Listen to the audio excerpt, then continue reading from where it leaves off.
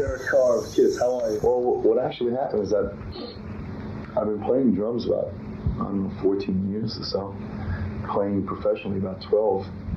And I was playing, in just club bands around New York City. I was in 3 or 4 bands. And finally, towards the beginning of this year, I just gave up with that. The group sort of dissolved. And I joined a rock and roll band. This happened, like around February, from February on. And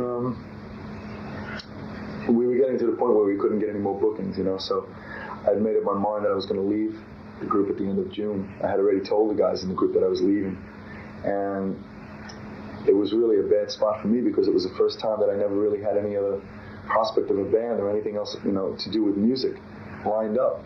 I had a part-time daytime job, and I was just going to stay with that until I found the right band. What were you doing? I'd rather not tell you what I was doing. It's nothing. Well, I was repairing gas ranges is what I was doing. Oh, really? Yeah.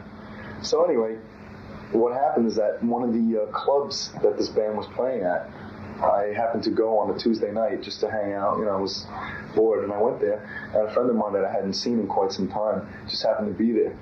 So we got to talking, and I invited him down the next night, Wednesday, to see the band play.